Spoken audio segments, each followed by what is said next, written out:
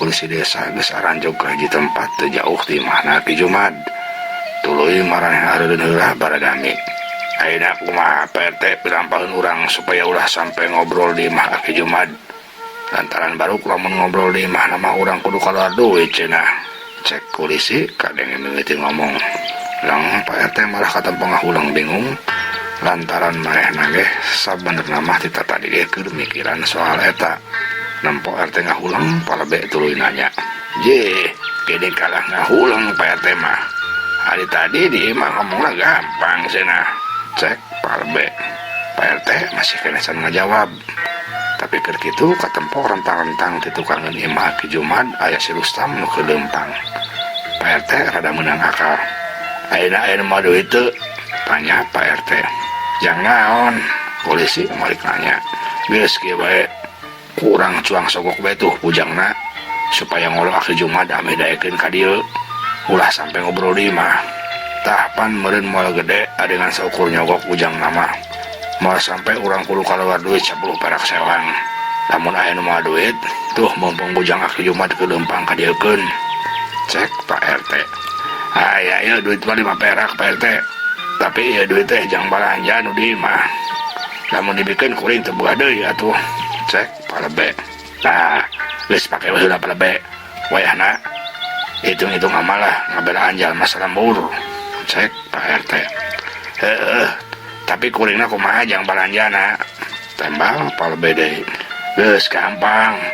Keesugan basura datang, urang cuang minta ganti ke basura. Cek Pak RT.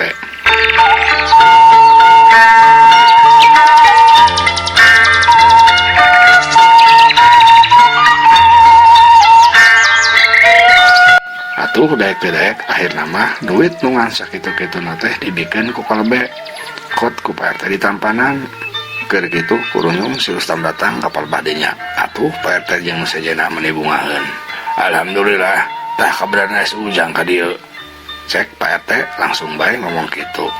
Si Rustam eureun pura-pura karek nyaho kadatangan Pak RT sapada kanca. Geuning aya Pak RT lembur luhur sareng nu sanesna. Pade kamarana ieu teh? Tanya si Rustam meuni samea. Bogoh jang, kuring sapada kanca teh aya perlu ka si Aki. Kumaha si Aki nyondong teu jang? Tanya Pak RT. Duh, anjakal pisan Pak RT. Si Aki teh nuju keluar. Tembal si Rustam ngabohong lantaran emang ku si Aki Jumadna dititah dibejakeun eueuh. Atuh Pak RT jeung nu sejenna katempo pisan si Ganuh Anjelu. Jauh-jauh teu lembur luhur ari jalma nu rek ditepunganna teu kasampak. Nuju keluar ka mana jang? RT nanya deui. Si Rustam katempo rada ngahuleng, maena bingung rek bebeja ka mana indita si Aki teh. Lantaran teu dikontak heula ku si Akina. Nampok itu kulisi milu ngomong. Kumaha lamun ku ujang dipilarian si Akina da moal tebih meureun si Aki mah sanes. Kayak ku Pak RT tah dipasihan kanggo meser bakomah. Cek kulisi. Ada yang ngerek diberi duit mah atau si Rustam teh jadi cuning hak. Lah kadalah kabeneran aing teu boga saperak-perak acan yeuh jang meuli udud. Lah rek pura-pura bae ku aing ditayangan si Aki teh. Kayak mah gampang dibejakeun eueuh naon. Lantaran namun dibejakeun aya baru si Akina sakarat ka aing. Kerentas si Rustam.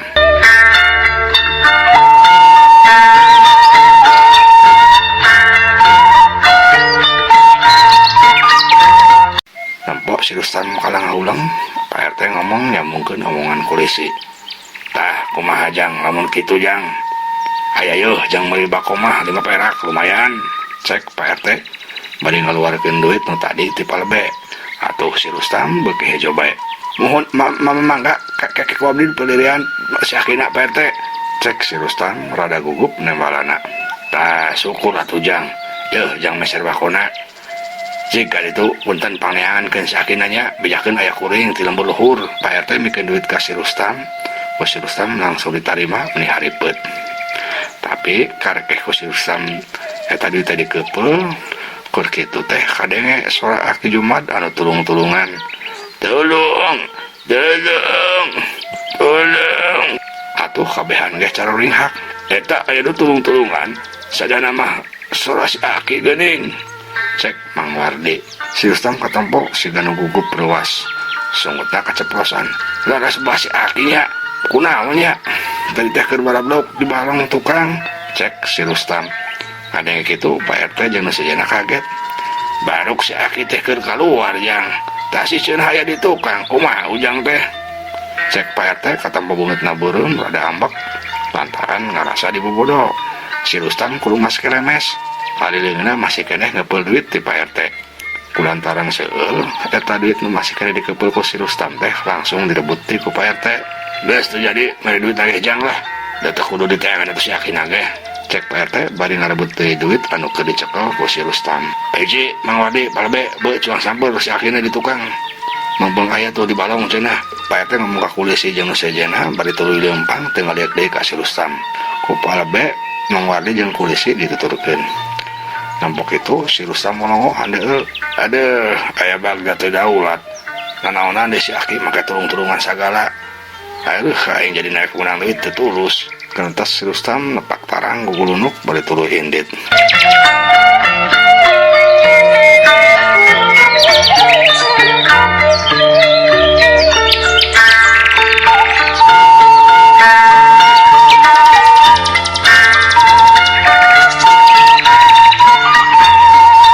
Caturkeun Aki Jumad anu tadi dikebrus kana balong lantaran soak nempo rai hideung teh.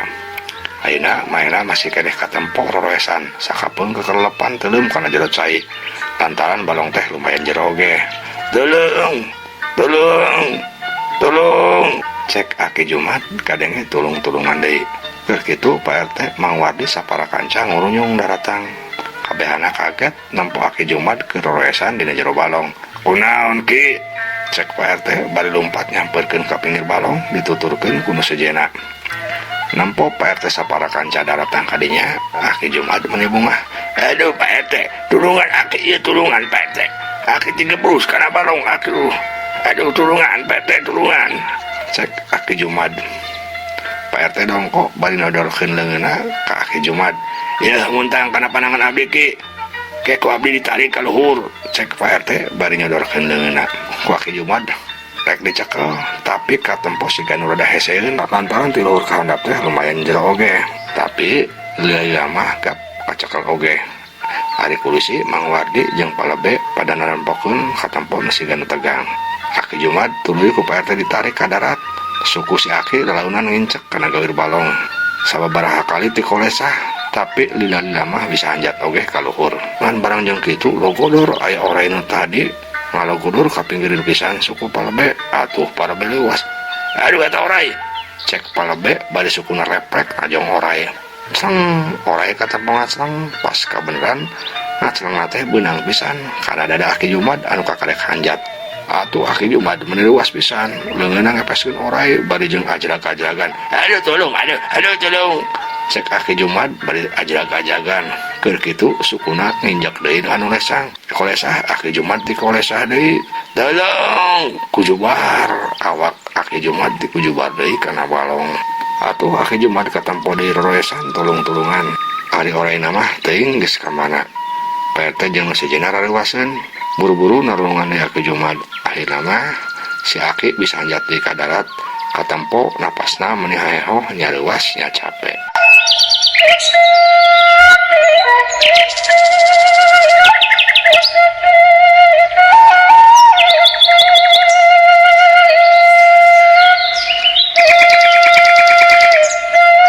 Sanggeus rada katampo leler pok ku Pak RT Aki Jumad ditanya. Sanes ki kunaon Aki tiasa ti gujubar kana balong teh? Aki Jumad cicinglah mikir-mikir pijawabeun lantaran lamun maena jujur mah mata kera oge ku Pak RT jeung sabaraha kanca. Antuk mah si Aki teh ngabohong. Buku jang RT, ari satadina mah Aki teh keur ngarekahan supaya di lembur luhur jadi tentrem deui teu diganggu ku ririwa. Keur peuting Aki teh meunang wangsit supaya Aki ngeueum dina balong. Aduh tapi encok Aki kalah karasa atuh Aki teh teu bisa hanjat deui ka darat.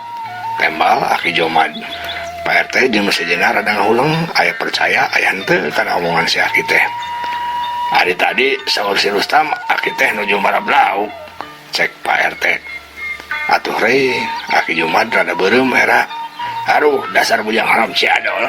Ditah bejaing eueuh kana dibejakeun keur marab. Tapi aya untungna oge. Coba lamun si RT jeung nu sejenna teu ka dieu.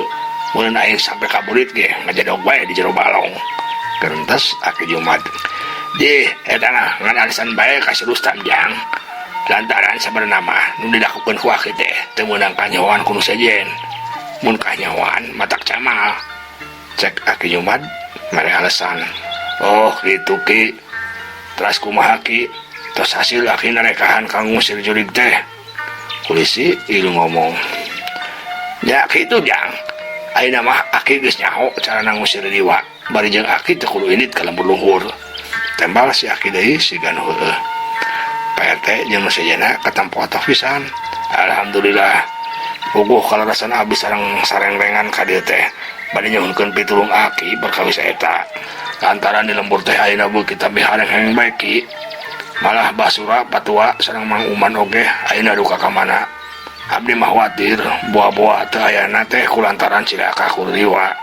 Cek Pak RT. Da eta wangsit nu datang ka Aki oge kitu jang. Aki geus nyaho kabehanana ge carilaka kulantaran liwa. Cek Aki Jumat ngabohong deui ambil leuwih dipercaya pikirna mah.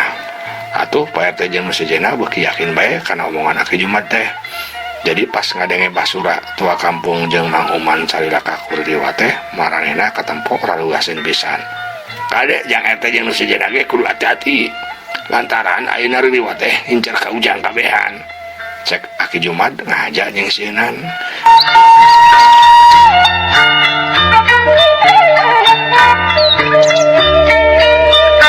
Ngadenge kitu Pak RT jeung sejenna jadi beuki sarieun. Atuh teras kedah kumaha Ki abdi saparakan teh nyuhunkeun pitulungna. Abdi sadayaan alim cilaka ku liwa. Cek Pak RT. Muhun Ki, tulungan Ki. Polisi ilu ngomong. Aki Jumat katempo sigan ngulang. Tah beunang si aku aing ayeuna mah. Daek teh daek manehna kudu keluar duit ka aing.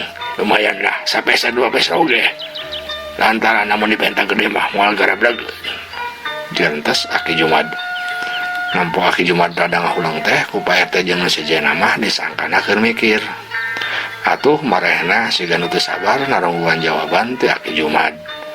Teu lapok si Aki ngomong deui. Rada berat jang. Tetep bae aya maharna. Cek Aki Jumat. Ade kitu Pak RT jeung nu sejenna katampo rada ngahulang deui bae. Kabehana sarieun bisi kudu mayarna rada gede. Lantaran mainna saurang ge teu barogeun duit.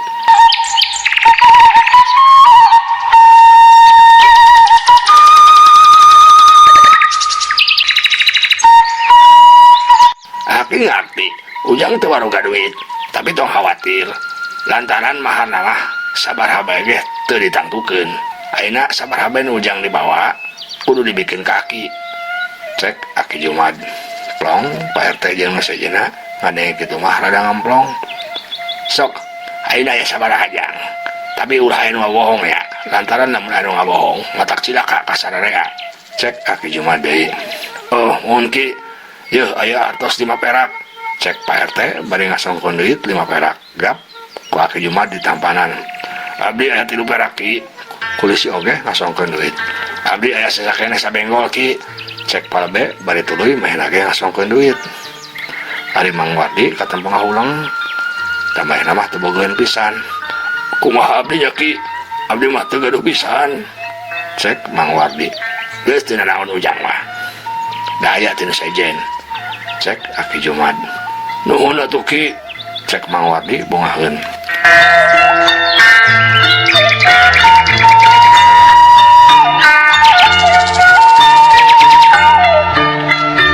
Saterasna kumaha Ki?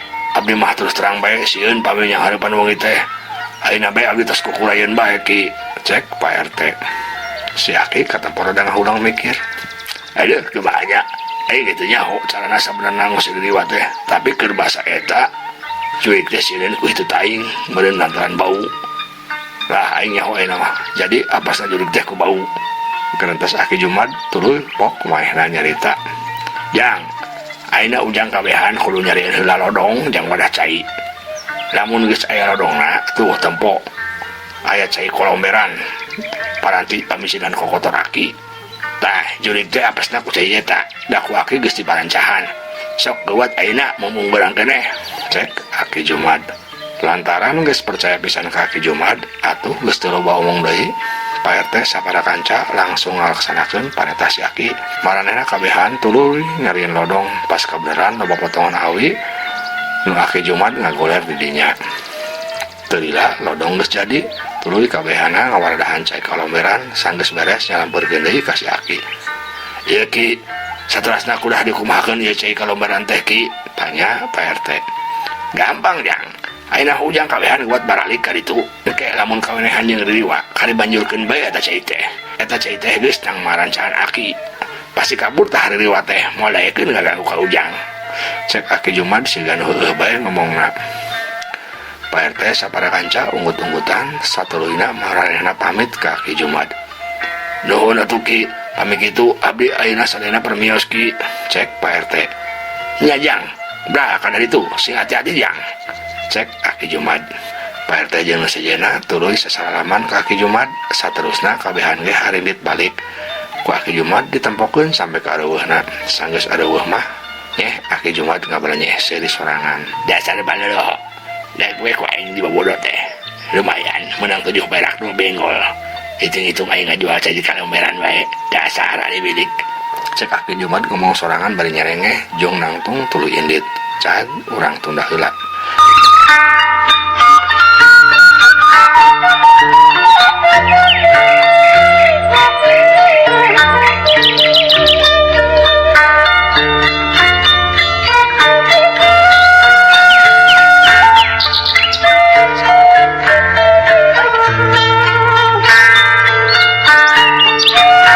Ayeuna urang caturkeun Ambu Suri jeung Bantar anu keur area di perjalanan rek baralik ka lembur luhur.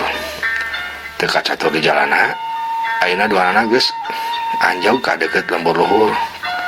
Maranehna katampok keur nalikeun nanjak lempang mapayan jalan satapak anu berasna ka jero lembur. "Adi di keur mah. Anjau oge nya Jang ya. Tuh tinggal ngalewatan bae kebon ti Ujang. Anjau ka lembur Ambu," cek Ambu Suri bari napasna rada ngahegak capek. "Alhamdulillah Ambu, teu patos teu bihatur sakieu mah nya," tembal Bantar. "Ayeuna kumaha Jang lamun ngeureunana heula? Ambu mah cangkel pisan suku teh," cek Ambu Suri. "Mangga Ambu," tembal Bantar. Tuluy duanana dariuk handapeun hiji tangkal. Karasa angin leutik ngahiliwir matak seger.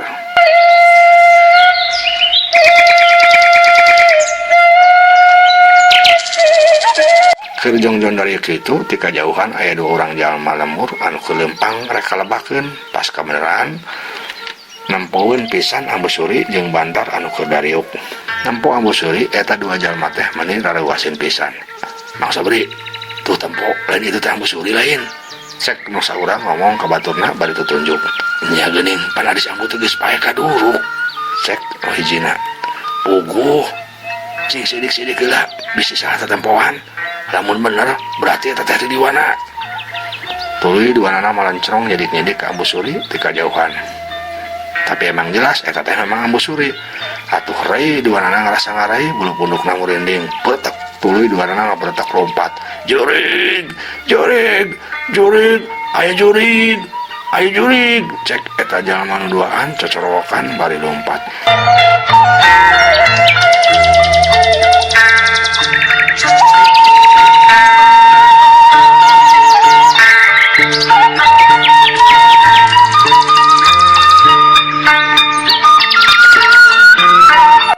Mitra budaya Sunda paninengan sadayana manawi sakitu heula dongeng Sunda anu judulna Ditagih Pati ku Ririwa bagian ka-30. Insyaallah sanes waktos urang lajengkeun deui. Ieu dongeng parangan Priwados Kang Abun Burhanuddin oge dipadar ku Priwados. Hapunten kakirangana mugi katampi kalayan kabingahan. Assalamualaikum warahmatullahi wabarakatuh.